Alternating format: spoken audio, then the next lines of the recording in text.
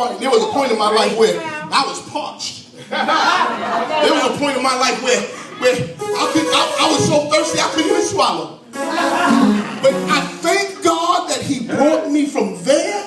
And he's brought me into a place of refreshing. Hallelujah.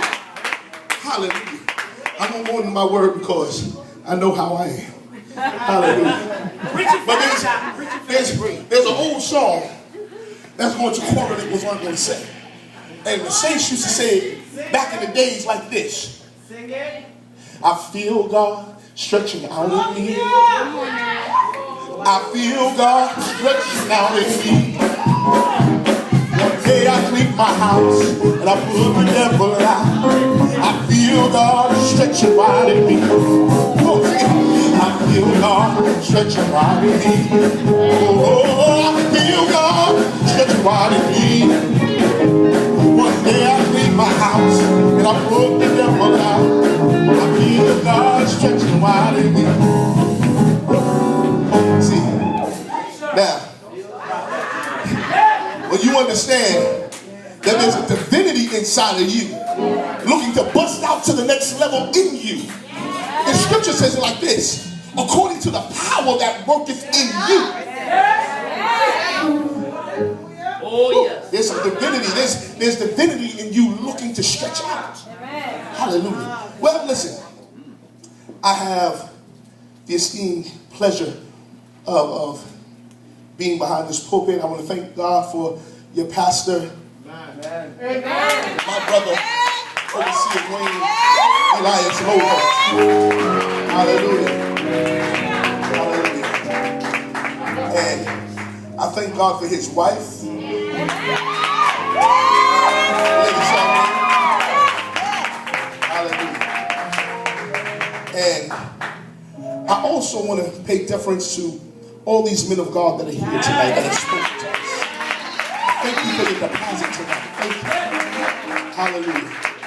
Now, Pastor Thaddeus Hatcher, man, he's one of the most influential people in my growth, because when I was a young man, when I was a kid, this was my teacher. Also, he was one of the ministers, he was one of the pastors at the church I grew up in, Pilgrim. And God knows, I remember the days I would hear him preach and I would go home trying to imitate. I'm dead serious. Trying to imitate him. Now I'm learning from you. Oh,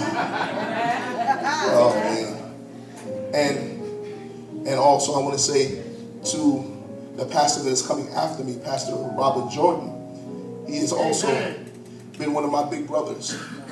And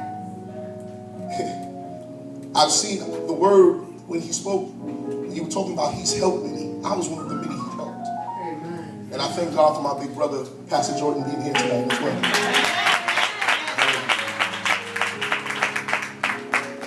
So, if you will go with me to Luke, the 23rd chapter.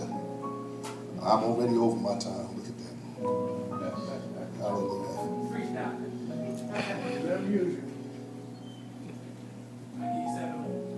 Thank you, sir. I'm going to start at the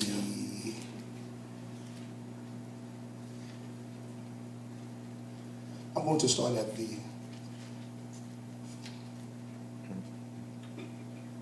43rd verse, and it reads on this wise. It might differ a little from yours. I'm reading from the Amplified Version.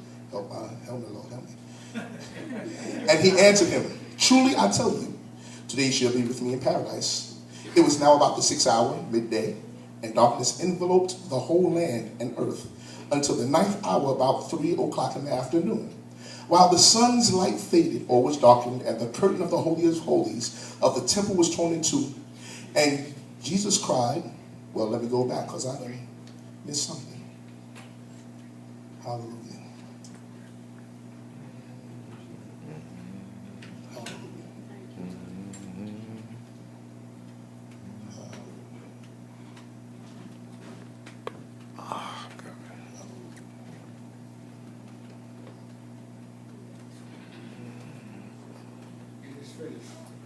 Yes, it is finished.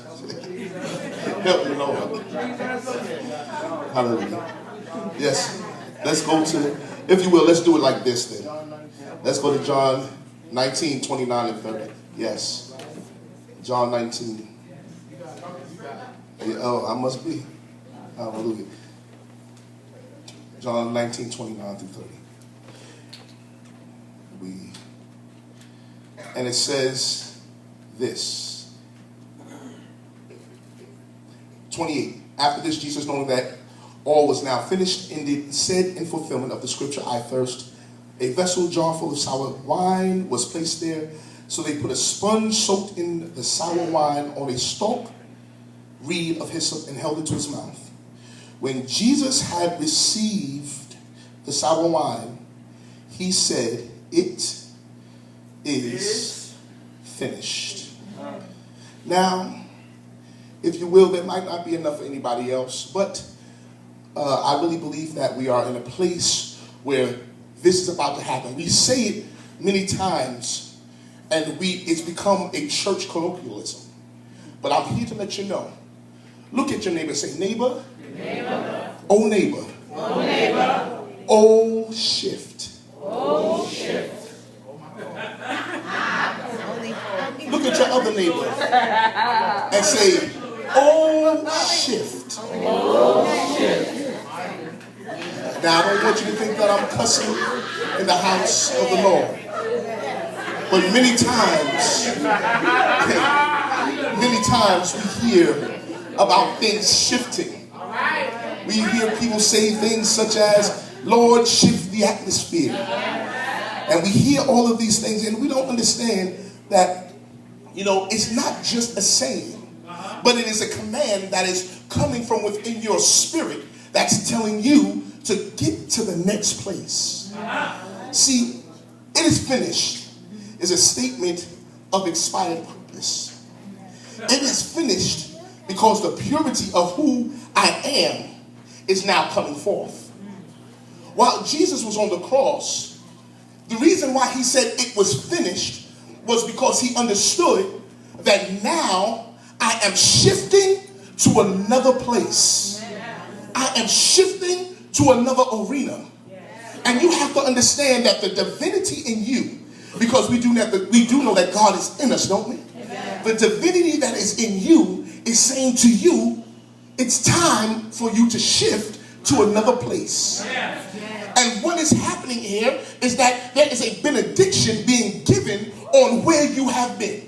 Where you have been was not the place for you to stay. Even though you have come to the end of your road, you have not come to the end of the ride. You have to understand that it is finished. It allows us to see that when you shift from it is to I am, you are giving external circumstances a benediction. When Jesus said it is finished, what was happening?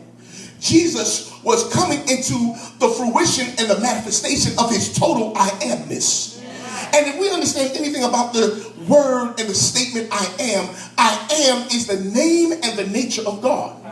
Many times we understand we have called God many things. We have said that he is the rose of Sharon. We have said that he is Jehovah Jireh. We have said that he is Yahweh Elohim. We have called him so many things. But God himself said that I am that I am.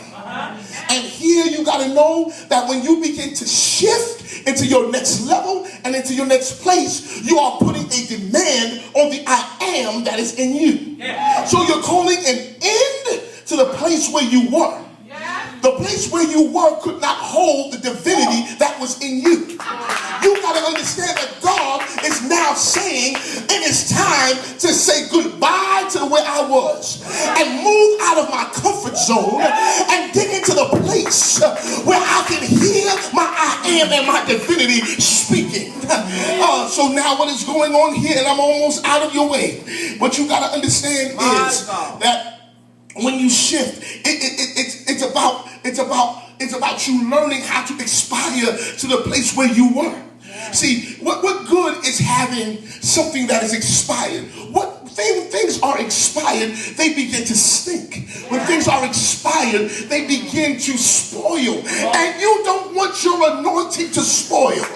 You got to understand that you got to move past where you were. Oh, I enjoy being the usher in the church, but now God is calling you to become more involved. I understand that I'm just someone who just had a kid. I don't know how to be a father, but God is calling you now to father. God is now calling you to mother and nurture. So now you have to understand its power over you has depleted. Whatever your it is, its power over you has depleted. And now because of purpose, it returns to the true focus of I am. You've got to understand that Jesus was making a point of a reference here to let you understand that after I have done all that I can, I have fulfilled my mission. I have done the best that I can in this place. And now it is time for me to shift.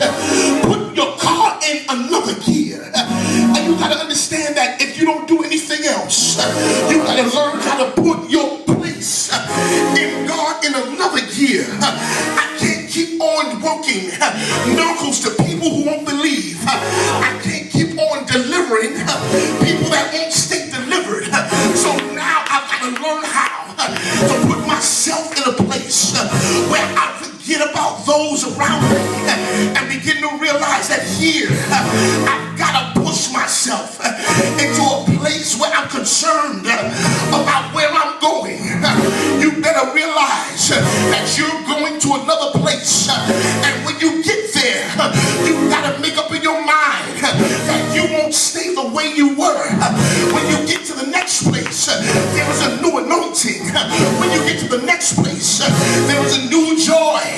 When you get to the next place, there is renewed hope. When you get to the next place, you got to allow your divinity to open up in you and bring you to a place where you can't see God for who he truly is. He's not just a healer. He's not just a way maker. He's not just a burden bearer, but who God is. God is the joy and the strength of your life. God is. He is the very thing that you will become. And what I'm trying to say is, when you allow yourself to latch hold to your divinity, you begin to look just like your father. You begin to look just like your daddy. And when you begin to speak and give a benediction on some things in your life, things will begin to shift. Things will begin to change. When you begin to use that God-like power on the inside of you, when you begin to work the power on the inside of you, then you can understand that I can look at cancer and I can say, cancer, it is finished. I can look at diabetes and I can say, diabetes, it is finished. I can look at hurt and say, hurt, it is finished. I'm going to another place. I'm moving in God, and I won't allow myself to be hindered from seeing my divinity work for me. I won't allow myself to be hindered from seeing God stretch out in me. Look at your neighbor and say, neighbor, oh, shift to a new place, shift to a new mindset, shift to a new place in God. You gotta allow yourself to get to the place where the devil or the deceiver that you have been years ago won't stop you from being the divinity that you were created to be. I don't know about nobody else, but I'm here to let you know that in this time and in this place and in this situation, I'm shifting. I won't stay here. I won't die here. Jesus wouldn't even die until he shifted. Jesus wouldn't even die until he called a benediction to his last place. Oh God. And I'm here to let you know, when you give a benediction to where you were, your whole life will begin again.